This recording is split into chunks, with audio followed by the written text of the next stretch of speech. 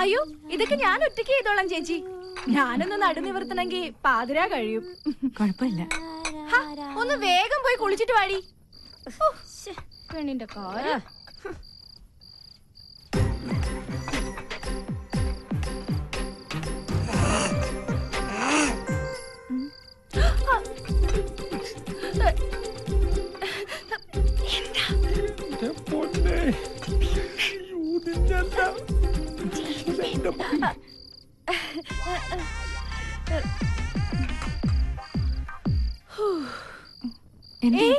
എന്തോരം ജോലിയാ ചേച്ചി.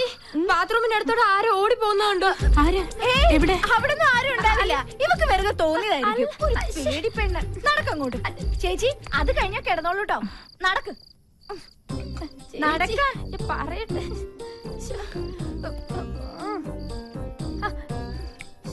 ഇവിടെ എങ്ങും ആരും ഇല്ലെന്ന്. അങ്ങോട്ട് കുളിച്ചേ പറയട്ടെ. കുളിക്കണ്ടതാ ഒരു കാര്യം.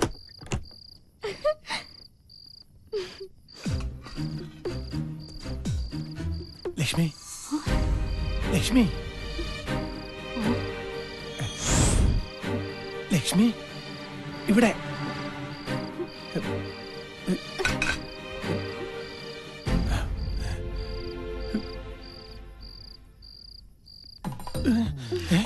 വർമ്മസാറ് പറഞ്ഞപ്പോഴേ എനിക്കറിയായിരുന്നു ഇന്ന് രാത്രി എന്നെ കാണാൻ വരുമെന്ന്. നീയും വർമ്മ സാറും കൂടി എന്നെ വറുത്ത് പിന്നടി കൊണ്ടാണ് ഞാൻ.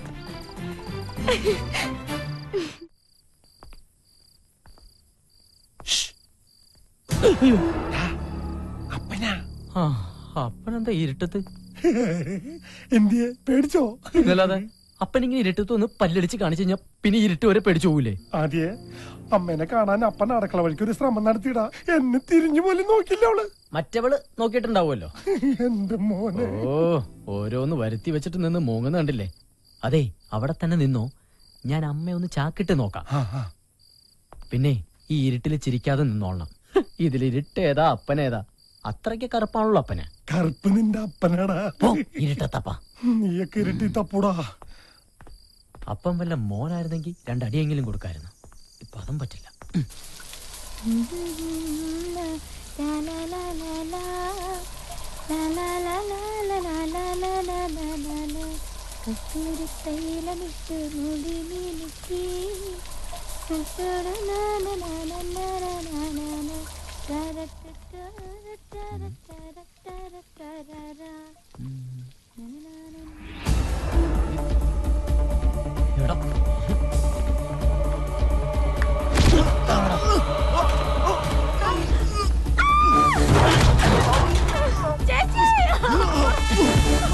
പിള്ളേര് കുളിക്കുന്നത് അതിന് പുറത്ത് തരണം. ഇന്നത്തോടെ നിർത്തി തരണം നിന്റെ മൊബൈൽ കൈ.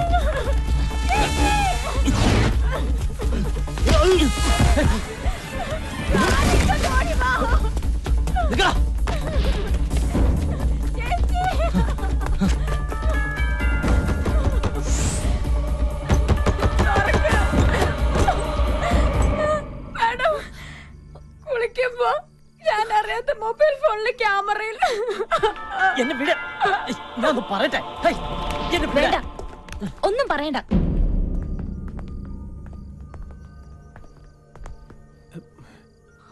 എല്ലാരും ഉറങ്ങാൻ കിടന്നപ്പോ നീ ആരെ കാണാൻ അങ്ങോട്ട് പോയത്? അത് പിന്നെ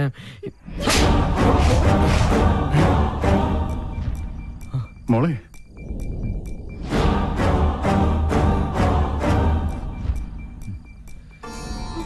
മാഡം, ഈ സാറല്ല, അവനാ ആ തോട്ടം നനയ്ക്കുന്ന പയ്യൻ.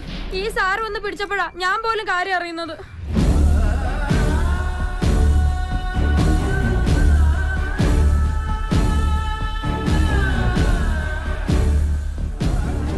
സാറേ, പിഴച്ച വഴിക്കൊന്നും പോവില്ലെന്ന് ആന്റണിക്ക് ഉറപ്പുള്ളതുകൊണ്ടാ ഞാൻ ആദ്യം സാറിനെ പരിചയപ്പെടുത്തിയത്.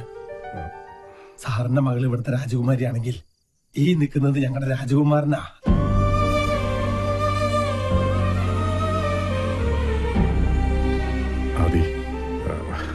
എന്റെ മോള്. സാറത് കാര്യമാക്കണ്ട. സ്വന്തം നാട്ടുകാരന് തല്ല് കിട്ടിയപ്പോ ഇദ്ദേഹത്തിന് വേദനിച്ചിട്ടുണ്ടാവും. കുഞ്ഞുനാളിൽ ഒരുപാട് എടുത്തുകൊണ്ട് നടന്നിട്ടുള്ളതാണേ. ആ സ്നേഹവും വാത്സല്യം കൊണ്ട് പറഞ്ഞതായിരിക്കും. പാവം. അതി അന്നി പറഞ്ഞതിൽ ഒരു തെറ്റുമില്ല.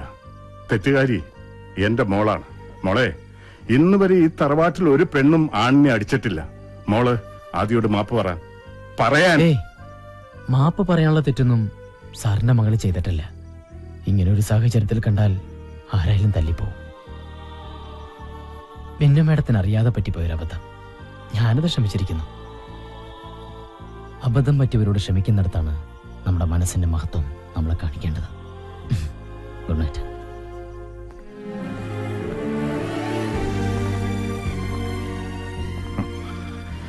ഇതുപോലൊരു മകന് ജന്മം നൽകിയ അച്ഛനും അമ്മയും സുഹൃതം ചെയ്തവരാണ്.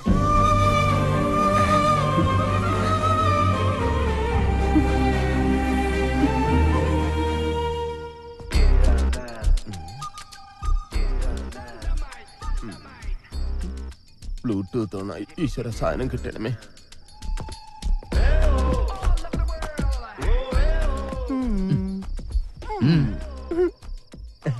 അതെ, ഞാൻ ബ്ലൂടൂത്ത് ഓണാക്കി. അതെന്റെ ഫോണിലേക്ക് അയച്ചാ എന്ത് ഒന്നും അറിഞ്ഞൂടാത്തോല. ആ കുളിസി അത് കഷ്ടപ്പെട്ട് പിടിച്ച പാവ നിർമ്മാതാവ് ജീവനും കൊണ്ട് എങ്ങോട്ടോ ഓടി രക്ഷപ്പെട്ടു.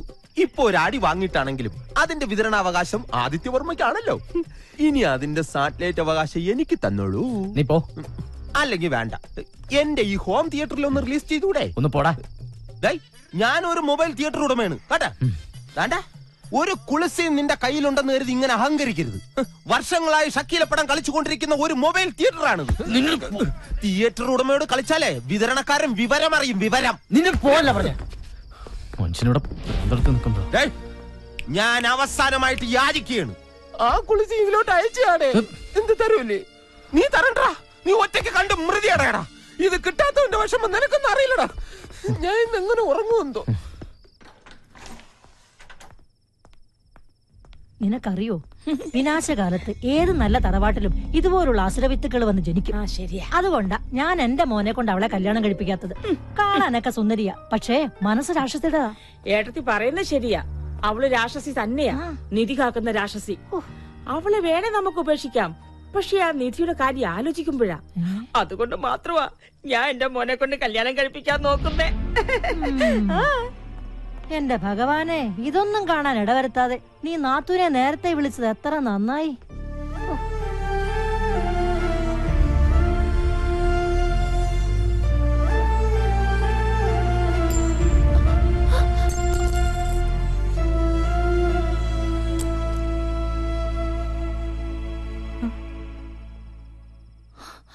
ഒരമ്മയുടെ മനസ്സറിയാൻ ഇങ്ങനെയുള്ള പരീക്ഷണങ്ങളൊക്കെ വേണോ?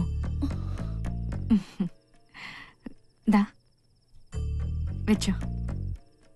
മോളുടെ അമ്മയ്ക്ക് മോളെ മനസ്സിലാവും. അമ്മമാർക്കേ മക്കളുടെ മനസ്സ് തിരിച്ചറിയാൻ പറ്റൂ.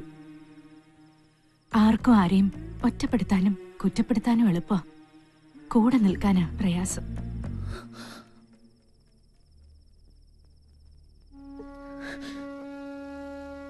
പറയണത് ഇഷ്ടമാവുന്നില്ലെങ്കിൽ ഞാൻ പോവാം. എനിക്കെന്തോ കുട്ടിയെ ഓർത്തിട്ട് കിടന്നുറങ്ങാൻ തോന്നിയില്ല. നമ്മുടെ കണ്ണു നിറയുമ്പോ സ്നേഹത്തോടെ കണ്ണീര് തുടച്ചു തരാൻ ഒരാളുണ്ടെങ്കിൽ കണ്ണു നിറഞ്ഞതിന്റെ കാരണം നമ്മൾ മറന്നുപോകും. പക്ഷെ അങ്ങനെ ഒരാളില്ലെങ്കിൽ അത് വല്ലാത്തൊരു ഒറ്റപ്പെടല.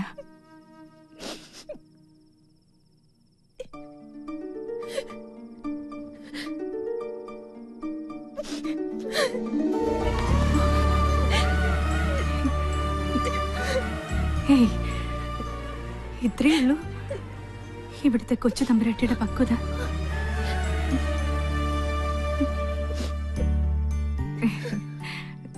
സമയം കുറേയായി.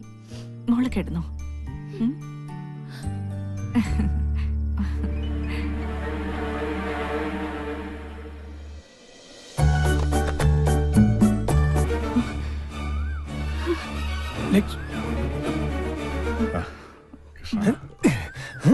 എന്താ ലക്ഷ്മിയെ കണ്ടപ്പോ ലീലയെ വേണ്ടാന്ന് വെച്ചോ? നീ തിരിച്ചയക്കാൻ നോക്കിയ ആളല്ലേ? ലക്ഷ്മിയുടെ ചില രീതികൾ കാണുമ്പോ എനിക്ക് എന്റെ ഭാഗ്യലക്ഷ്മിയെ ഓർമ്മ വരുന്നത്. ഇവൾ ലക്ഷ്മിയല്ല അന്നി, മഹാലക്ഷ്മിയാണ്.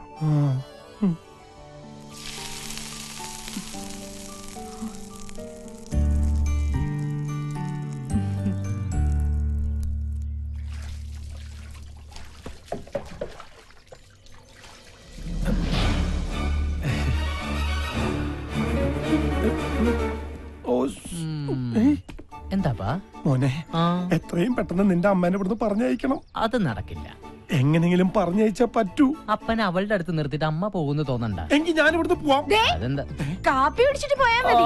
അപ്പന്റെ ലവർ വിളിക്കുന്ന ചെല്ല്. ആ, മോനെ എത്രയും പെട്ടെന്ന് ഇവിടുന്ന് പോയില്ലെങ്കിൽ ഈ അപ്പന്റെ നിന്റെ അമ്മയുടെയും കല്യാണം നിനക്ക് കാണേണ്ടി വരും. ആ അതാണ് എന്റെ തലവരെയെങ്കിൽ അത് JCB വെച്ച് മാന്തിയാലും മായൂല്ലോ.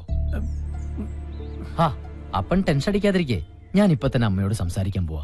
ഒന്നില്ലെങ്കിൽ അമ്മയുടെ തെറ്റിദ്ധാരണ മാറണം, അതല്ലെങ്കിൽ നമുക്ക് എല്ലാ സത്യവും തുറന്നു പറഞ്ഞ് ഇവിടെ നിറങ്ങാം.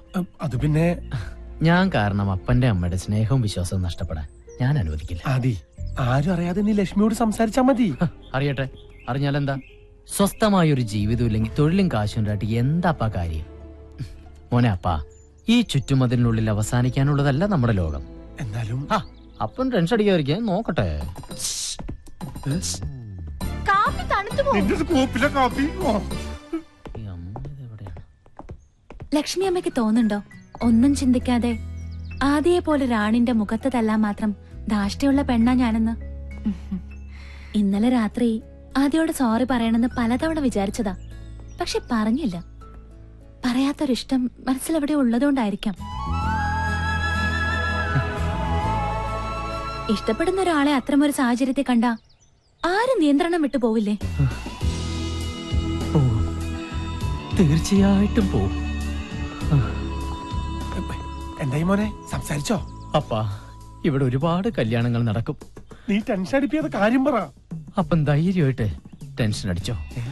ടെക്നോളജിയുടെ ഒക്കെ ഒരു പോക്കേ. എന്റെ കാര്യവും പോക്ക.